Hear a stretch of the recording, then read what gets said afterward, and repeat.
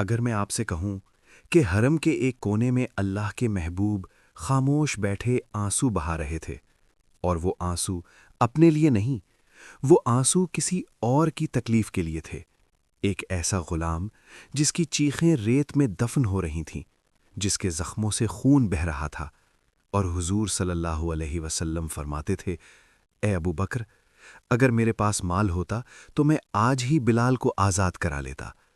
تو کیا آپ اس کہانی کا آخر تک انتظار نہیں کریں گے؟ حرم کے ایک گوشے میں نبی کریم صلی اللہ علیہ وسلم بیٹھے تھے، چہرہ انور پر غم کے بادل تھے اور آنکھوں میں نمی۔ صدیق اکبر رضی اللہ عنہ نے حیرانی سے پوچھا، یا رسول اللہ، یہ آنسو کس بات پر؟ حضور صلی اللہ علیہ وسلم نے آہستہ فرمایا، ابو بکر، میں سوچ رہا تھا کاش میرے پاس مال ہوتا، میں بلال کو ان ظالموں سے خرید لیتا، روز اس پر جو ظلم ہوتا ہے میرا دل برداشت نہیں کر پاتا۔ یہ سن کر صدیق اکبر گھر لوٹے، فوراً حضرت عباس رضی اللہ عنہ کو امیہ کے پاس بھیجا، جا کر اس سے کہو بلال کو بیچ دے۔ امیہ نے سخت لہجے میں کہا، بیچ سکتا ہوں مگر بہت مہنگے دام میں، 50 دینار کا خریدا تھا، منافع لگا کر بیچوں گا۔ جناب بلال رضی اللہ عنہ کے قدموں کی دھول بھی کیا کم ہے، اسی مٹی سے اٹھا عشق جو عرش تک پہنچا ہے۔ حضرت عباس نے واپس آ کر قیمت بتائی۔ صدیق اکبر مسکرائے، چلو میں خود بات کرتا ہوں۔ جب امیہ نے ابو بکر صدیق کو آتے دیکھا تو اور بھی اکڑ گیا، کہنے لگا، اگر بلال چاہیے تو وہ رومی غلام دے، 2 لونڈیاں دوسری طرف اور 2000 دینار الگ۔ غیر منصفانہ، ظالمانہ، مگر ابو بکر صدیق نے فوراً فرمایا، قبول ہے۔ امیہ ہنسا، بڑے گھاٹے کا سودا کیا ہے ابو بکر، تعلیم یافتہ غلام دے رہا ہے، خوبصورت رومی لونڈیاں دے رہا ہے، اور لے کیا رہا ہے؟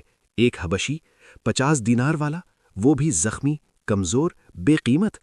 صدیق اکبر نے بلال سے فرمایا، امیہ، تو نے صرف اس کا رنگ دیکھا ہے، میں نے اس کا دل دیکھا ہے، تو نے اس کا جسم دیکھا ہے، اور میں نے اس کے سینے میں عشق مصطفیٰ کا نور دیکھا ہے۔ اے امیہ، تو ابھی بھی کم قیمت مانگ رہا ہے۔ جب صدیق اکبر وہاں پہنچے جہاں بلال قید تھے تو منظر دیکھ کر دل لرز گیا۔ ریت پر بلال کا جسم پڑا تھا، 4 بھاری چکیاں ان کے سینے، پیٹھ اور پہلوؤں پر رکھی تھیں، زخموں سے خون رس رہا تھا، اور بلال ہر درد میں بھی بس یہی کہتے تھے، احد احد۔ ابو بکر صدیق نے فوراً انہیں آزاد کروایا اور نبی کی جانب لے جانے لگے۔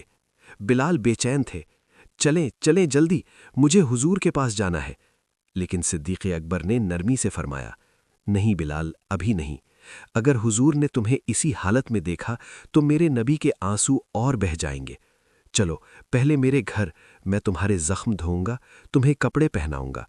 بلال کہتے ہیں، میں نے عمر بھر کسی کو اپنی فکر کرتے نہیں دیکھا تھا، اور آج ابو بکر صدیق میرے سر پر ہاتھ رکھ کر زخموں پر تیل لگا رہے تھے، میرے لیے نئے کپڑے لائے، میری داڑھی کو کنگھی کی، میری پگڑی باندھی، اور پھر فرمایا، بلال، آج تو رسول اللہ کے دروازے پر جانے کے قابل ہوا ہے۔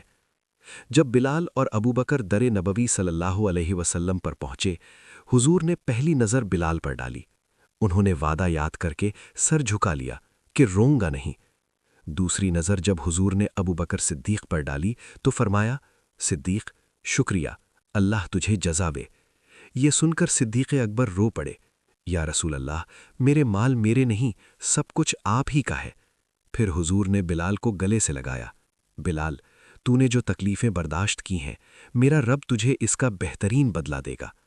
حضرت خدیجہ نے خوشی میں گھر سے کھجوریں بھیجیں، اور رسول اللہ نے نرم کھجور خود توڑ کر، خود گٹھلی نکال کر، خود بلال کے منہ تک لے جا کر کھلائی۔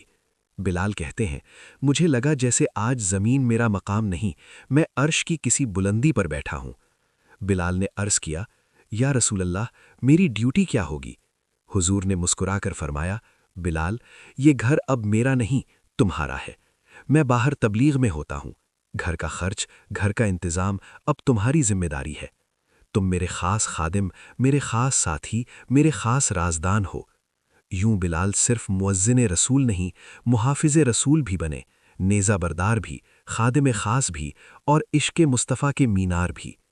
دوستو، بلال حبشی کی یہ کہانی ہمیں بتاتی ہے کہ جسم نہیں دل دیکھا جاتا ہے، رنگ نہیں عشق دیکھا جاتا ہے، قیمت نہیں قربانی دیکھی جاتی ہے، اور ابو بکر صدیق رضی اللہ عنہ نے دنیا کو سکھا دیا کہ جو چیز رسول اللہ کے قریب لے جائے وہ کبھی گھاٹے کا سودا نہیں ہوتی۔